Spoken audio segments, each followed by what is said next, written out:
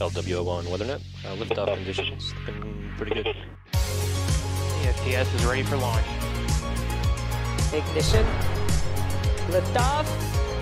Falcon 9 has cleared the tower.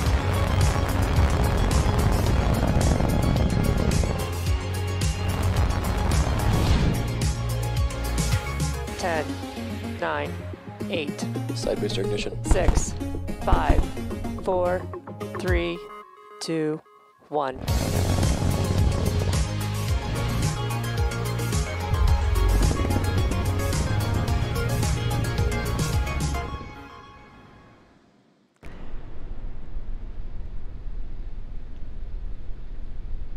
Everything looking good for an on-time liftoff today. Let's listen in on the final seconds of the countdown. T-minus 15 seconds.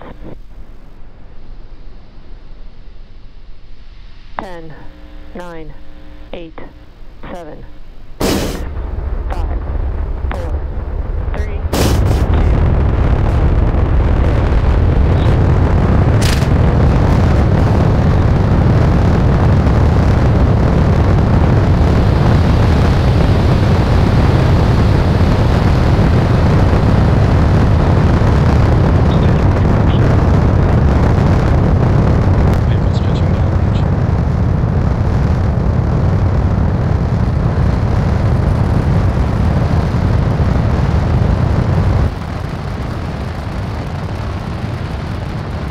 We're now 30 seconds into flight, and Falcon 9 is preparing to pass through max Q, which will happen at T+1 minute and 12 seconds.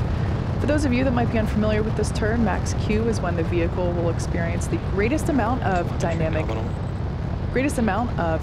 pressure. Call out there that everything is looking nominal for first stage. To prepare for max Q, we throttle the engines down and then back up about 20 seconds later. And this helps ensure that we keep those dynamic pressures below a certain level. Falcon 9 is supersonic. So there we heard the call out that the vehicle is now going faster than the speed of sound.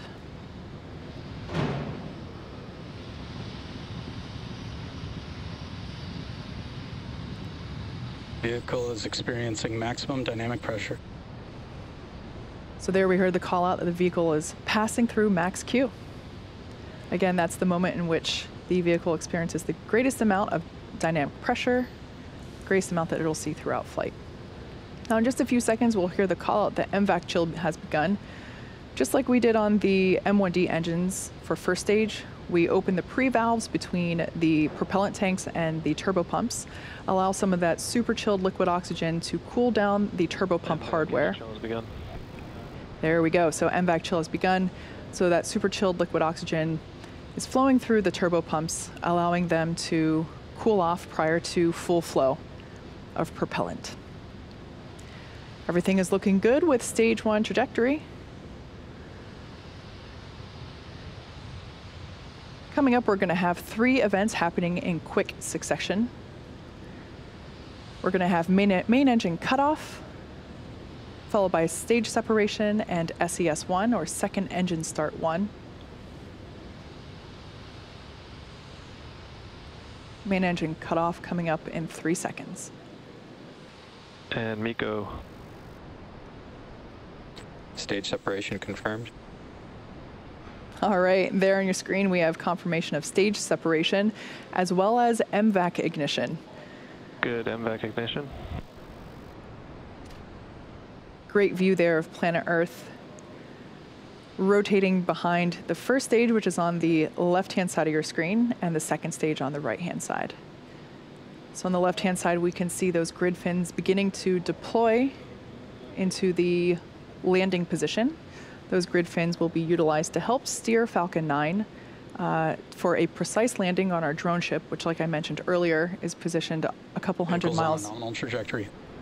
Nominal trajectory there for Falcon 9. As I said, those grid fins will be utilized to help guide and steer the booster back to the drone ship. Bearing separation confirmed. And confirmation that there you saw it on your screen, the 2 fairing halves have separated, exposing the SXM-7 satellite.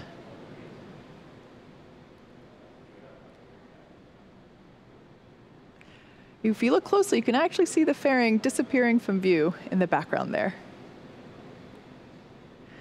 Currently at T plus 4 minutes and 3 seconds into flight, and we're performing the first of 2 planned MVAC burns. At stage separation, the first stage's velocity is about 2,200 meters per second, or 5,000 meters per hour, pretty fast. Once the first and second stages separate, that first stage is actually still moving at such a high velocity that it continues to raise its altitude as it coasts for a couple of minutes prior to starting its downward return back to Earth. Acquisition of signal, Bermuda. The next major milestone that we'll be able to see will be that first stage entry burn. For the entry burn, we relight the center engine, which we call E9, and then partway through the transition back through the Earth's atmosphere, we relight 2 more Merlin M1D engines, E1 and E5, to give us a total of 3 M1Ds, helping to slow the vehicle down as it passes back into the Earth's atmosphere. We're expecting that entry burn to begin in about 1 minute.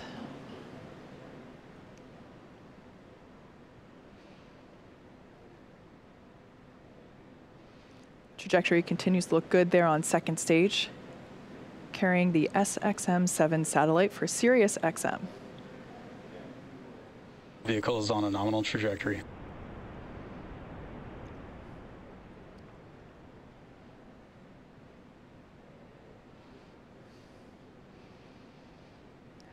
Gorgeous views of first stage as it has now reoriented itself, coasting through apogee and now returning back down. As I mentioned, we will be performing 2 maneuvers for that landing. First, entry burn coming up in about 10 seconds, followed of course by the landing burn on the drone ship. Stage 1 FTS is saved. First stage is currently about 50 miles above the Earth's surface. Stage 1 entry burn has started.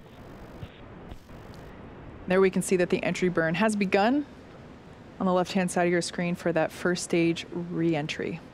Again, we start by igniting the center engine first and then reignite 2 more engines to give us a total of 3 engines, allowing us to slow the vehicle down as it re-enters the Earth's atmosphere. Entry burn, shut down. And shutdown of those 3 engines for entry burn.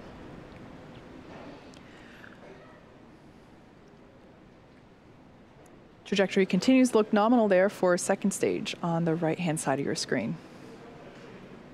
I love that view of the MVAC nozzle glowing orange with Earth behind it. Next up, we have a couple of major milestones happening back-to-back. The start of the landing burn followed immediately by SECO 1, or second engine cutoff 1, on the second stage. SECO is where we shut down that MVAC engine to allow the second stage to coast for a little bit. This event preserves the fuel until we need it for the final burn to take us to our targeted orbit for the SXM-7 satellite. And then about 25 seconds after SECO 1, we'll hopefully have a live view of the first stage touching down. Stage 2 is in terminal guidance. Touching down on our drone ship, just read the instructions. So we're expecting the landing burn to begin in about 10 seconds and SECO to begin in about 15 seconds. Stage 2 FTS is saved. Everything continued to looking nominal. And there we heard the call out of SECO. And tuning in for that landing on the left-hand side. Hopefully we stick it. Looks like we lost the feed there. We'll try to bring that back to you whenever we have the opportunity. But we did hear the call out that we have good orbit for the second stage. So nominal orbital insertion.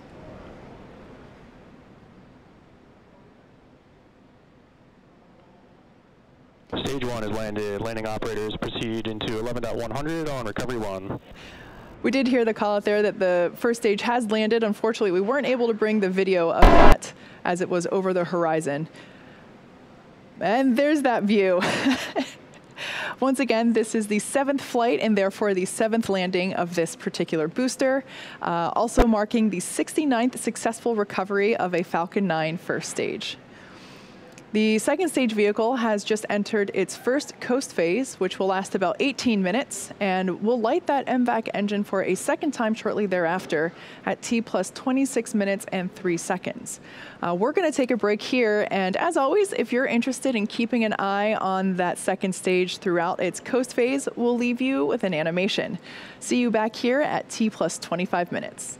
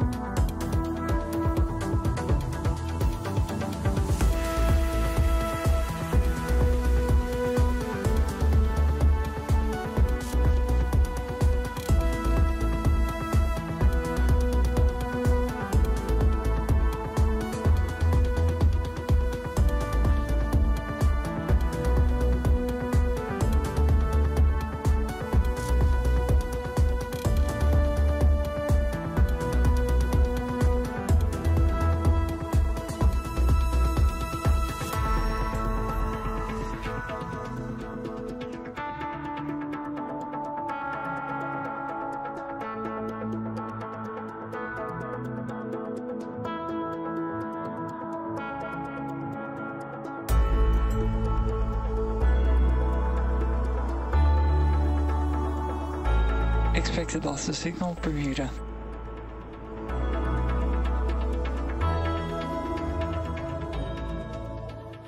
Webcast for the SiriusXM SXM-7 mission. To recap what's happened so far this afternoon, we had a smooth liftoff at 12:30 p.m. Eastern. 2.5 minutes later, our first and second stages successfully separated. The first stage, which made its 7th flight today, landed on our drone ship. Just read the instructions. And the second stage completed its first burn, successfully inserting the SXM-7 and second stage into its planned parking orbit. Right now, we're coming up on the second burn of the upper stage engine here in just a couple of minutes. Currently, the flight computer is commanding the settling thrusters to turn on and off, releasing nitrogen gas that helps lightly push the stage, allowing propellant to stay at the bottom of the tank above the engine, right where we need it. We're expecting that second engine start 2 to occur in a couple of seconds.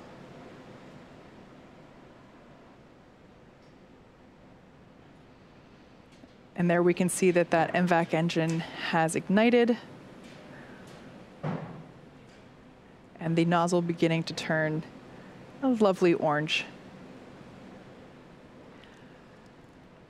At this point in time, the second stage will burn for about 45 seconds, adding over 2,000 meters per second to the second stage's speed before shutting it down for a second time.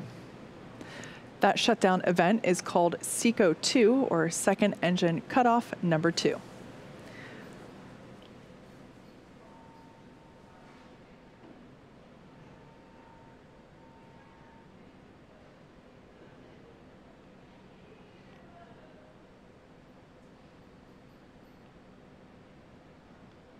This burn places the SXM satellite into the required orbit prior to separating it from Falcon 9. And we had confirmation that we have a good burn. Nominal orbit insertion. And nominal orbit for that second stage. As a reminder for those tuning in, the SXM-7 satellite is still attached to the Falcon 9 second stage. That second stage is now going to start a slow spin, which will help stabilize the SXM-7 satellite when it's released. This transition will take about 5 minutes, with satellite separation at approximately T plus 31 minutes and 38 seconds. While we'll wait for the satellite to get closer to its final destination, we'll pause commentary for now during this quick coast phase, but we'll come back in just before separation takes place in about 3 minutes. So we'll be back here at T plus 30 minutes. Stay tuned.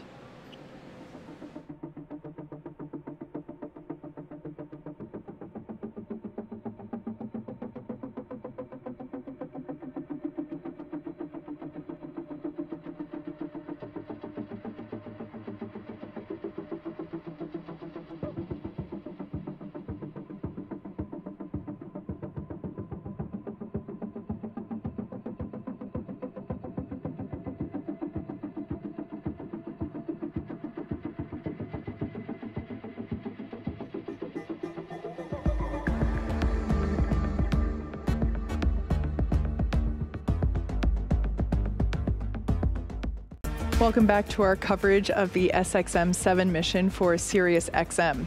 If you're just joining us, we had an on-time launch at 12:30 p.m. Eastern Time, followed by a successful ascent, stage separation, first stage landing, and 2 second stage engine burns. We have just one more major milestone coming up today, which of course is the deployment of the SXM-7 satellite from the Falcon 9 second stage, which you see there on your screen now. That separation is scheduled to take place about a minute from now. The satellite that we're carrying on board today, the SXM-7, is SiriusXM's next generation high-power broadcasting satellite. Acquisition of signal HPK. Payload separation confirmed. And there on your screen, we can see that the payload has separated. We've received confirmation of that successful separation of the SXM-7 satellite from our second stage, which will be bringing our webcast today to a close. Thank you to SiriusXM for entrusting us with the SXM-7 satellite. This mission marked the 7th launch and landing for this particular Falcon 9 booster, SpaceX's 69th successful booster landing, and despite a crazy 2020, our 25th launch this year. To the range and FAA, we appreciate having your support for today's mission. And to all of our viewers, as always, thank you for joining us and have a great day.